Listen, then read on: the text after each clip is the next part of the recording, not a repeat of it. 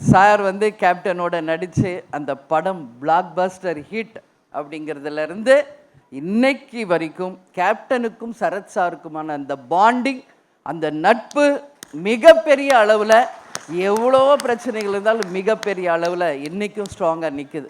Captain நடிகர் சங்க தலைவராக இருந்தப்போ ரைட் அண்ட் லெஃப்டாக சரத் சாரும் நெப்போலியன் சாரும் அப்படியே நிற்பாங்க கேப்டன் கூட. அனைவருக்கும் வணக்கம்.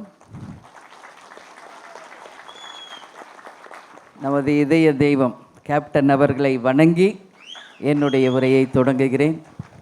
இங்கே நான் யார் பற்றி பேச, எல்லாருமே எனக்கு கேப்டனை நான் திருமணம் செய்த நாள்லேருந்து தெரிஞ்சவங்க தான்.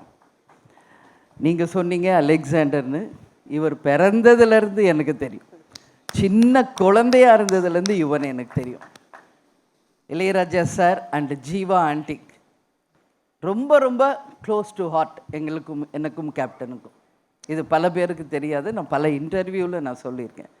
சினி இண்டஸ்ட்ரியில் எனக்கு ஃபியூ ஃப்ரெண்ட்ஸு தான், அதில் மிக மிக இம்பார்ட்டண்ட்டான ஃப்ரெண்ட் ஜீவா ஆண்டி தான்.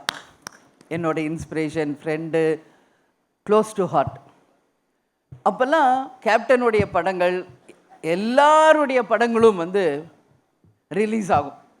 அப்போ நாங்களாம் ரொம்ப பிஸி, ஹீரோஸை விட ஹவுஸ் ஒய்ஃப்ஸ். ஏன்னா ஜீவா ஆண்டி, இளையராஜா சார் எல்லா படத்துக்குமே ப்ரிவியூக்கு என்ன கூப்பிடுவாங்க.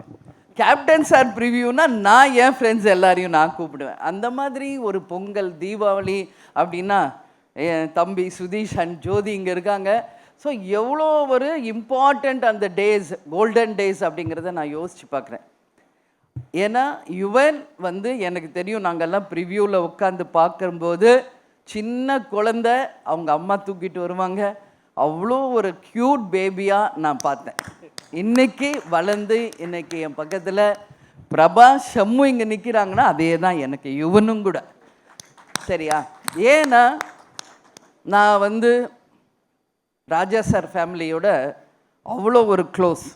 எதுவாக இருந்தாலும் நான் மனசு விட்டு பேசுவேன் ஆன்டிக்கிட்ட.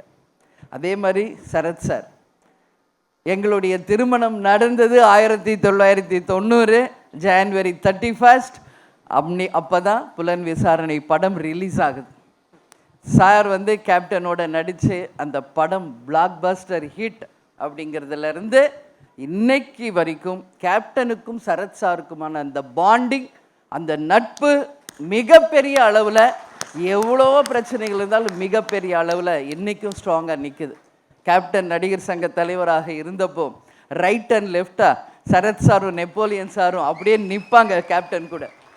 எல்லாமே ஒவ்வொரு நிமிஷம் நம்ம பழசை நினச்சா ஒன்றுமே கோல்டன் டேஸ் தான்.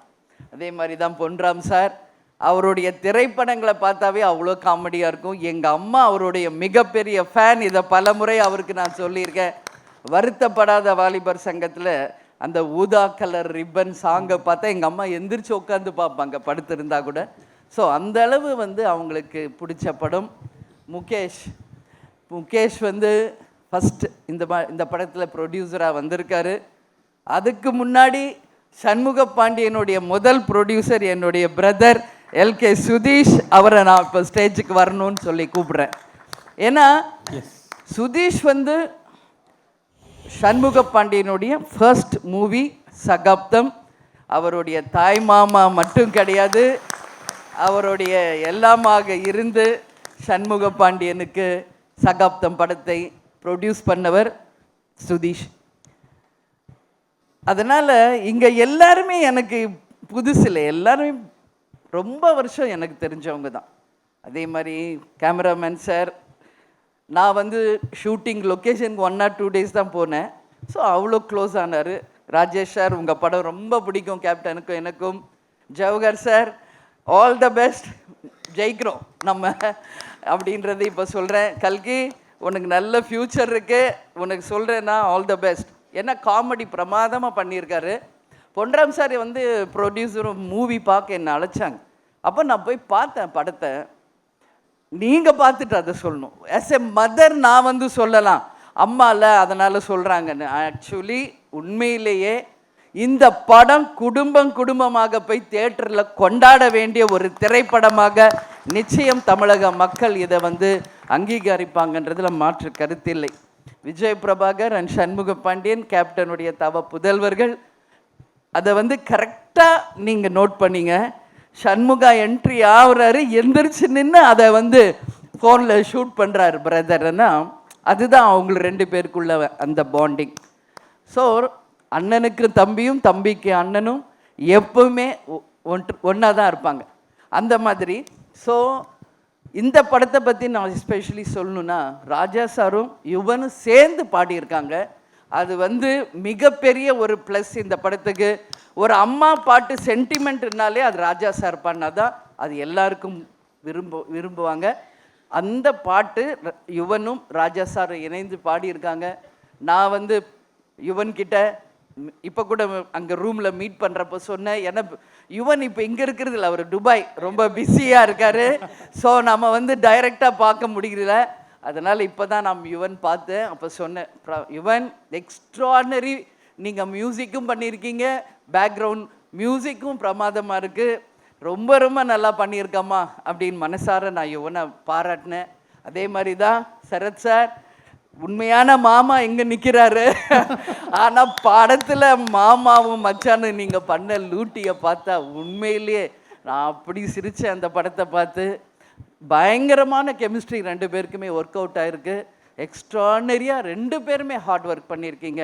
துப்பாக்கியை பிடிங்க பாண்டி அண்ட் சொல்கிறதுலேயே தெரியும் அந்த அளவு ஒரு பாண்டிங் அவங்களுக்குள்ள. முகேஷ் ஒரு சின்சியர் ப்ரொடியூசர். அவர் வந்து யாருக்கும் எந்த டிஸ்டர்ப் பண்ணாமல் மிக பிரமாதமாக இந்த ப்ராஜெக்ட் நல்லா வரணுன்ற ஒரே எண்ணத்தோட இந்த நிமிஷம் வரைக்கும் ஒர்க் பண்ணிகிட்டு இருக்காரு. Mukesh, all the best. நீங்கள் ஃப்யூச்சரில் பெரிய ப்ரொடியூசராக வருவீங்க, அதுக்கு வாழ்த்துக்கள். பொன்ராம் சார், தொடர்ந்து எல்லா படமும் பிரம்மாண்ட வெற்றி படங்களாக அமையும், அதில் மாற்று கருத்து இல்லை. எனவே எல்லாரும் போய் டிசம்பர் 19 நீங்கள் எல்லோரும் தியேட்டரில் பாருங்கள். உங்கள் எல்லாருக்கும் இந்த படம் பிடிக்கும்னு நான் நம்புகிறேன். எனவே all the very best for the entire team. அதாவது நம்மளுடைய ஸ்டார் மூவிஸ் கொம்பு சிவிக்கு, அதே மாதிரி டான்ஸ் மாஸ்டர், ஃபைட் மாஸ்டர், எல்லாரும் இந்த படத்துக்காக ஒர்க் பண்ண அத்தனை பேருக்கும் கேப்டனுடைய ஆசீர்வாதத்துடன் இதோ உட்கார்ந்துருக்காங்களே, கேப்டனை தன் உயிர் மூச்சாய் கொண்டுள்ள எங்கள் அன்பு கழக உடன்பிறப்புகள் அத்தனை பேருக்குமே என்னுடைய நன்றிகளை தெரிவிச்சுக்கிறேன். 19 நம்ம எல்லோரும் திரைப்படத்தில் பார்ப்போம். எல்லாருமே இந்த படத்தை கொண்டாடுவாங்கன்னு நான் நம்புகிறேன். All the very best to the crew.